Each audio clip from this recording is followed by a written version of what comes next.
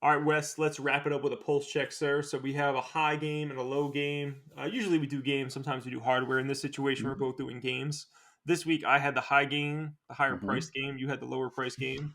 Would you like to go first or second? I'll go second. Cannon Spike, Dreamcast.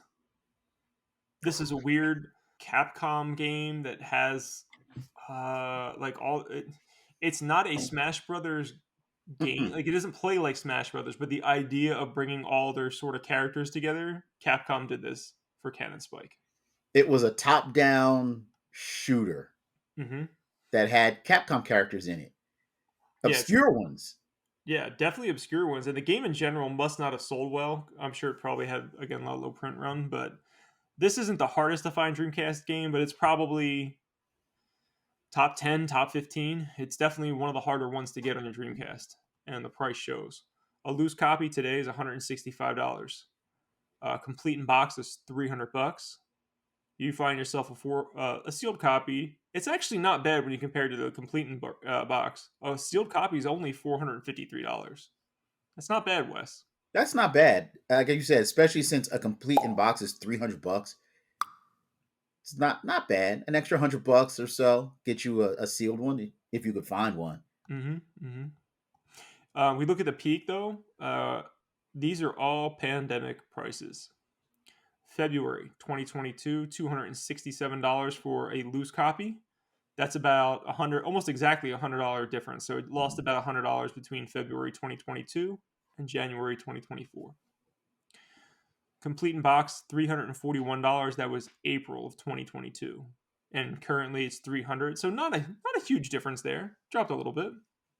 Nah, you figure a complete in box drop like within 2 years, roughly $40. Yeah, That's I would. not bad.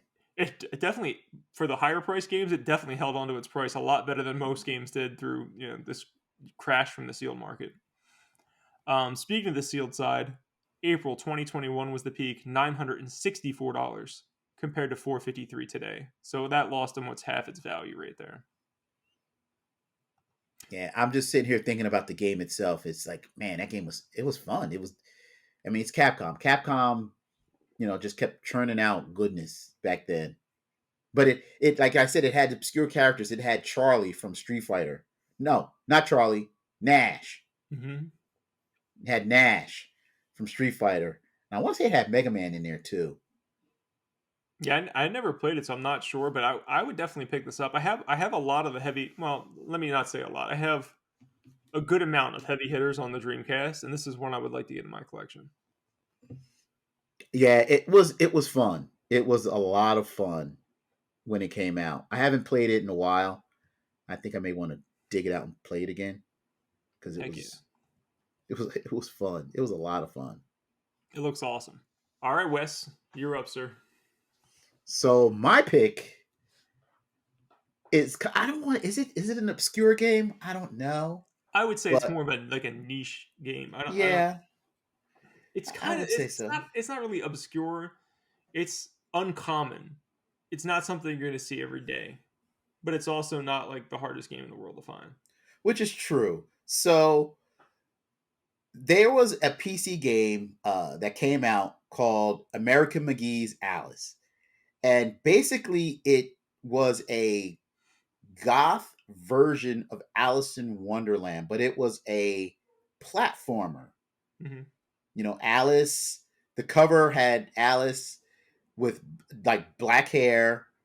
She had, the traditional blue dress with the white apron, but she was holding a knife, a bloody knife, and blood splatter. When I first saw this game, I was like, I gotta play this game. I have to play this game. Fast forward a couple years later, we get a sequel, and it's called Alice the Madness Returns. And the cool thing is that if you have never played the first one, they give you the first one with the second one. So you get both games. Oh, I didn't know that. Yeah. So which That's is cool. I'm like that's kind of cool. Again, it's a twisted take on Alice in Wonderland. And today if for this game we're talking about the 360 version Well, because it came out. before you get into price, let me ask you a question. What did you think Mhm. about it? I enjoyed it. I enjoyed it a lot. It, the controls were a little funky sometimes, Oh, okay. but it was worth the wait. I really liked it a lot. Yeah, it always looked cool. I ended up buying it again digitally on the Xbox Mhm. 360 for like $4, maybe something like that. I haven't played it like half my other games. Yeah, it's not crazy expensive because today a loose CD is $26. A complete in box is only $1 more, 27. That's nothing. And if you find a sealed copy, you're looking at $65. So even a complete in box is $27. That's not bad because it gives you both one and two, so you can experience both games. Yeah, and like I said, that this game is probably at least uncommon because I would say if you go into most retro stores, you're not going to see this. If you walked into 10 retro stores, I think if you'd probably see them in like 3 out of 10 would be my I guess. agree. I agree.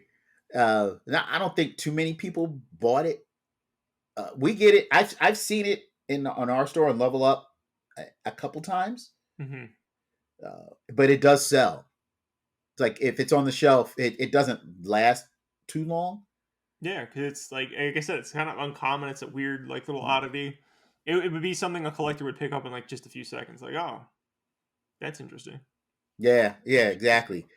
But the for the peak, the peak for loose and complete in box was in November, and November 2011, and it peaked at $30 for a loose, and $32, which was May of 2020, right at the start of the pandemic, which was that's still not too bad. So I mean, you figure the complete in box between then and now only dropped $5. Yeah, that's nothing, man. Only a That's five really dollar nothing drop. at all. Yeah, that's not. Nah, that's cake. And the sealed one, it peaked in May of 2023 at $90, still sealed. So, we're looking at roughly like a $25 dip Yeah. between then and now for a sealed copy. But I've never seen a sealed one like now. If I do find it, they're usually complete.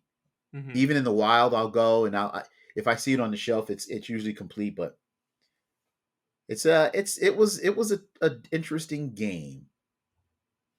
Yeah, something I definitely need to check out in the future. So if you guys want something weird, interesting, and kind of uncommon, check out uh what was his name? Something McGee. American. American McGee's Alice. How could you forget that name?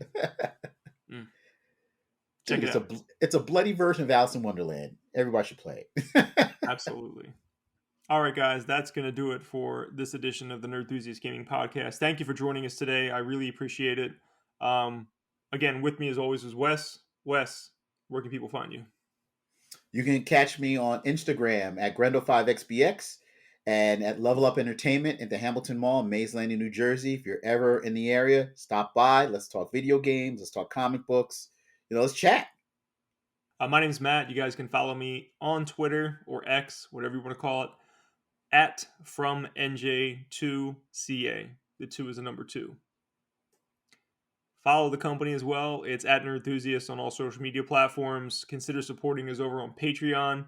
Patreon.com/Nerd Enthusiast. You can support us for as little as $1 a month, and we do really appreciate your support over there. Quick shout out to Peter for supporting us this month. Thank you, Peter. We truly appreciate you as well. We do, Peter. Thank you. We really appreciate what you do, what all our subscribers do. So thank you guys. Indeed. All right, guys. Until next time, y'all take care. Have a good one.